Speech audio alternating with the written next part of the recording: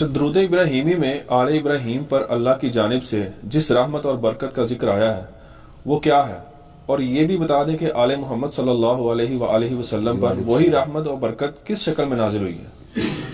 یہ بڑا critical question ہے جی. اس طرح کوسچن عموماً یہودیوں کی طرف سے بھی کیا جاتا ہے کہ جی آپ نماز میں ہم پہ درود پڑھ رہے ہوتے ہیں کیونکہ آل ابراہیم تو بنی اسرائیل ہیں، تو ہم ان پہ درود نہیں پڑھ رہے ہوتے ہیں. اس کا ترجمہ یہ ہے اللہم صلی علی محمد وعلی آل محمد، اے اللہ درود بھیج، رحمت بھیج محمد اور ان کی اولاد کے اوپر صلی اللہ علیہ وآلہ وسلم، کما صلیت علی ابراہیم، جیسا کہ تو نے درود اور رحمت بھیجی تھی ابراہیم پر، وعلی آل ابراہیم، اور اولاد ابراہیم پر بھیجی تھی، پاسٹ ٹینس میں، یعنی جیسا کہ ماضی میں ابراہیم اور ان کی اولاد پہ اے اللہ تیری رحمت ہوئی تھی اور تیری برکت ہوئی تھی، ویسی ہی رحمت اور برکت ہمارے نبی علیہ السلام اور ان کی اولاد کے اوپر. ان کے اوپر کیا ہوئی تھی وہ قرآن پاک میں یعنی آپ کو واضح ملتا ہے کہ قرآن پاک میں سورۃ البقرہ میں شروع میں ہی ہے نا، یا بنی اسرائیل اذکروا نعمتی التی انعمت علیکم وانی فضلتکم علی العالمین. سارے جان والوں پہ فضیلت دی تھی. فضیلت کیا؟ انبیاء کا سلسلہ ان میں شروع کیا تھا.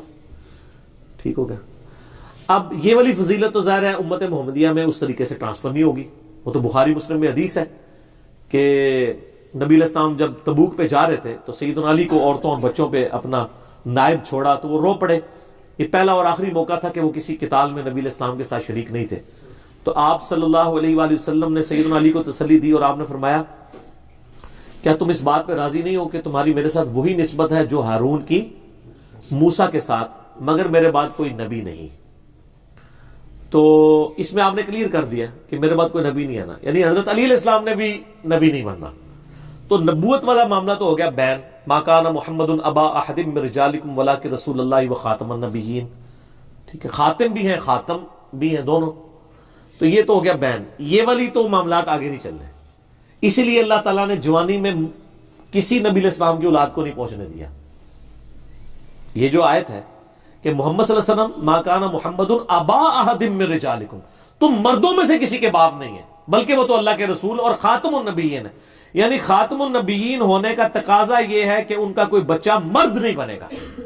ورنہ تو اگر ابراہیم علیہ السلام کا بیٹا پیغمبر ہے تو ہمارے نبی کا بیٹا بھی پیغمبر ہونا چاہیے نا، فضیلت کے پوائنٹ آف ویو سے، لاجیکلی سپیکنگ. تو اللہ نے کسی بیٹے کو مرد بننے ہی نہیں دیا، بچپن میں ہی اٹھا لیے. ٹھیک ہو گیا. سیدنا قاسم کو، طیب کو اور ابراہیم کو. تو ہاں وہ طاہر کا لفظ بھی انہی کے لیے استعمال ہوتا ہے. تو یہ اللہ تعالیٰ نے یعنی ان کو بچپن میں اٹھا لیا، مرد کی تک نہیں پہنچے. اسی حدیث میں کامنٹس ہے نا، صحیح بخاری کے اندر ایک صحابی کہتے ہیں نا کہ نبی علیہ السلام کا بیٹا ابراہیم میں نے دیکھا ہوا ہے، اگر وہ زندہ رہتا تو وہ پیغمبر ہوتا، لیکن چونکہ نبی علیہ السلام آخری نبی ہیں تو وہ یہ ایک حدیث جو نا پوری قادیانیت کو نا بحر الکاہل کے اندر دفن کر دیتی ہے. ٹھیک ہے، وہ صرف اتنا پورشن اٹھاتے ہیں کہ جی اگر ابراہیم بیٹا زندہ رہتا تو پیغمبر ہوتا. آگے پیچھے بھی پڑھے نا، یہ انہوں نے کہانی کرائی ہوئی ہے جس طرح وہ باقیوں نے کہانی کرائی ہیں، انہوں نے بھی اپنی پبلک کو کہانی کرائی. میرا یوٹیوب پہ کلپ ہے قادیانیوں کو دعوت اصلاح، وہ آپ دیکھیں کہ ان کے مربین نے کیا دھوکہ دیا ہے آدھی حدیثیں پیش کر کے. تو نبی علیہ السلام کسی مرد کے باپ نہیں ہوئے، لہذا نبوت والا تو وہ رحمت اور برکت آگے ٹرانسفر نہیں ہوگی. پھر اور کون سی رحمت و برکت ہے؟ وہ یہ ہے کہ پہلے بنو اسرائیل کو اللہ نے جان والوں پہ فضیلت دی تھی، اب بنو اسماعیل کو دے دی ہے. لإیلاف قریش ایلافہم رحلۃ الشتاء والصیف، یعنی قریش کو، بنو اسماعیل کو. اسی لیے بخاری مسلم میں آیا کہ خلافت صرف قریش میں رہے گی کیونکہ بنو اسماعیل کو اللہ نے فضیلت دی ہے. تحویل قبلہ بھی ہو گیا، بنو اسرائیل کا قبلہ یروشلم تھا، ایلیا مسجد اقصی کی طرف، اور ہمارا کیا ہو گیا؟ خانہ کعبہ شریف، ابراہیمی قبلہ. تو وہ تحویل قبلہ اس چیز کی اناؤنسمنٹ تھی کہ اب اللہ نے نئی امت کھڑی کی ہے. تو یہ امت جو ہے وہ اس کے جو امامت کے منصب کے اوپر ہے نا وہ بنو اسماعیل ہے، حضرت اسماعیل علیہ السلام کی اولاد. اس میں نبی علیہ السلام کی اولاد ہونا ضروری نہیں ہے، بنو اسماعیل. اسی لیے آپ دیکھ لینا کہ ہمارے جو پہلے 3 خلفاء ہیں، سیدنا ابوبکر، عمر، عثمان رضی اللہ عنہم اجمعین وعلیہم السلام اجمعین، یہ نبی علیہ السلام کی تو اولاد میں سے تو نہیں ہے نا، ایون ان کے خاندان سے بھی نہیں. سیدنا علی تو چلے بنو ہاشم سے تھے، لیکن سیدنا ابو بکر بنو تیم سے ہیں، سیدنا عمر بنو عدی سے ہیں، اور سیدنا عثمان بنو امیہ سے ہیں. یہ تینوں اگرچہ یعنی بنو ہاشم سے نہیں ہے لیکن قریش خاندان تو ہے نا، بنو اسماعیل ہیں، خلافت بنو اسماعیل کا حق ہے، وہ انہی کے اندر رہے گی. تو یہ فضیلت بھی ان کو یعنی حاصل ہوئی. لیکن یہ سارے فضائل یا رحمتیں برکتیں انہی لوگوں کے لیے جو اس پیٹرن پہ چلیں گے. آج اگر کوئی کہتا ہے میں بنو اسماعیل سے ہوں، اس کے کرتوت جو ہیں وہ بنو اسرائیل والے ہیں، تو پھر وہ بنو اسماعیل میں ہم اس کو کیسے ایکسیپٹ کریں؟ ٹھیک ہو گیا نا. تو اس میں میں نے یوٹیوب پہ کلپ بھی ہے، کیا ہاشمی سیدوں کا احترام ضروری ہے؟ تو وہ سید پہلے سید تو بنے نا. وہ سید کیا بنے ہوئے ہیں، وہ تو ہمیں اپنی امت سمجھ رہے ہوتے ہیں. کہتے ہیں ایک امتی آیا سی، اور سب تو آڈے امتی نہیں آ سی، نبی علیہ السلام نے امت. ٹھیک ہو گیا نا. تو وہ تو اور طرف چل پڑے ہوئے. تو یہ رحمت و برکت ہے کہ اللہ تعالیٰ نے ان کو چوز کر لیا امامت کے لیے. اور آخری خلیفہ مہدی بھی بنو اسماعیل میں سے ہی ہوں گے، سیدہ فاطمہ کی اولاد سے، جو ابو داؤد میں مسند احمد میں حدیث ہے، مسئلہ 127b میرا اس کے اوپر ریکارڈڈ موجود ہے. اور یہ بات بھی حقیقت ہے کہ یعنی ہمارے جو بڑے بڑے یعنی ائمہ ہیں اہل سنت کے ہاں بھی، اہل تشیع کے ہاں بھی، یعنی وہ اہل بیت میں سے بھی ہیں اور بنو اسماعیل کے اندر سے بھی ہیں. یہ والا فضل و کرم رہے گا. باقی نبوت والا کوئی ڈیوائن ریلیشن نہیں ہے. ختم نبوت کے اوپر وہ چیز ختم ہے. وہ غدیر خون پہ بھی اہل بیت کا احترام ہے، قرآن کو پکڑنا ہے. صحیح مسلم کے اندر حدیث ہے، اوپر تلے 4 حدیث ہے، 6225 سے لے کے 6228 تک. اسی طریقے سے حجۃ الوداع پہ بھی قرآن اور سنت ہے.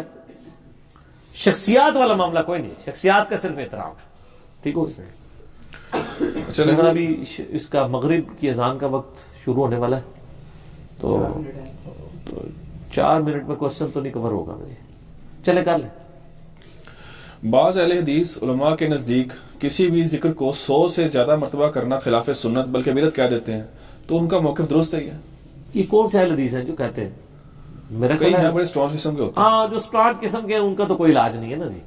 ان کو پھر ہم علمی طور پہ جواب دیتے ہیں کہ 100 سے زیادہ دفعہ ذکر کرنا کوئی بدعت نہیں ہے جی. یہ ایک پارٹ اس کا درست ہے کہ نبی علیہ السلام 100 دفعہ ذکر عموماً تعلیم فرمایا کرتے تھے، زیادہ سے زیادہ جو کرتے تھے. جیسا کہ بخاری مسلم میں حدیث ہے کہ جو فرض نماز کے بعد 33 دفعہ سبحان اللہ، 33 دفعہ الحمدللہ اور 34 دفعہ اللہ اکبر پڑھ لے.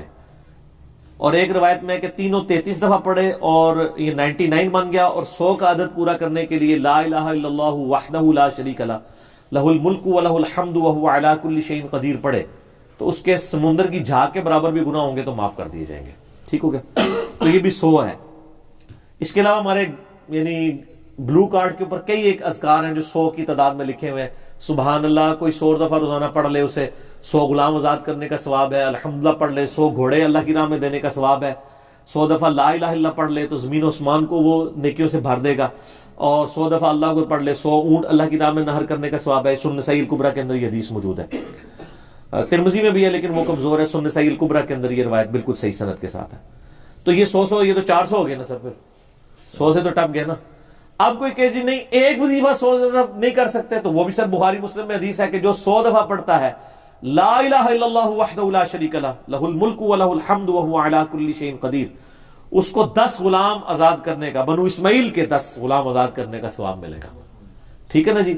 اور قیامت والے دن اور بھی ہے، اس کو اس کے 10 درجات بلند ہوں گے، نیکیاں ملیں گی. اور قیامت والے دن اس کے آخری الفاظ ہیں قیامت والے دن کوئی شخص اس کے مرتبے کو نہیں پہنچ سکے گا سوائے اس شخص کے جس نے وہی ذکر اس سے زیادہ. تو 100 سے زیادہ ہو گیا نا.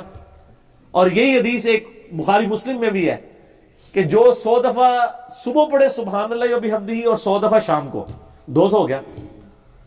تو قیامت والے دن کوئی شخص اس کے عمل سے بڑھ نہیں سکے گا سوائے اس شخص کے جو اسی ذکر کو اس سے زیادہ دفعہ کر لے. اور سر وہ جو ترمذی کی حدیث ہے کہ قیامت والے دن میرے سب سے زیادہ نزدیک وہ ہوگا جس نے دنیا میں مجھ پہ سب سے بڑھ کر دروشی پڑھا ہوگا. تو سر وہ 100 دفعہ تو نہیں پڑھا ہوگا نا، پھر جتنی بار مرضی پڑھے. اور پھر وہ جو حدیث ہے میں نے یہ اپنے اذکار والے کارڈ کے اوپر کے شروع میں بھی بلو کارڈ پہ ڈالی ہوئی ہے، ترمذی کے اندر ہے 3375 کہ ایک شخص نے عرض کی یا رسول اللہ صلی اللہ علیہ وسلم اسلام کے احکام اور اعمال تو بہت زیادہ ہیں، مجھے کوئی بات ایسی بتائیں کہ میں اسے لازم پکڑ لوں. تو آپ علیہ السلام نے فرمایا تیری زبان پر ہر وقت اللہ کا ذکر جاری رہے. سر جب ہر وقت جاری رہے گا ذکر تو پھر ہزاروں میں بھی جائے گا. لیکن ذکر کے ساتھ فکر بھی ہونا چاہیے، سنت اذکار ہونے چاہیے، اور ان اذکار سے زیادہ ضروری چیز جو ہے وہ فرائض کی پابندی ہے۔ کئی لوگوں میں نے دیکھا ہے تسبیحیں پھیرتے ہیں لیکن نماز کو نہیں پڑھتے، یہ کام نہیں ہونا چاہیے سر۔ آپ کی زندگی یہ ایک نماز آپ کی پوری زندگی کی تسبیحوں سے بڑھ کے ہے، کیونکہ وہ تو نفلی عبادت ہے، اصل چیز تو یہ فرائض ہے۔ صحیح مسلم میں 246 نمبر حدیث ہے، بندے کے کفر اور اسلام کے درمیان فرق نماز ہے۔ جب یہ فرق ہی ختم ہو جائے گا تو آپ کی تسبیحیں پھیرنے کا آپ کو کیا فائدہ؟ ٹھیک ہو گیا جی۔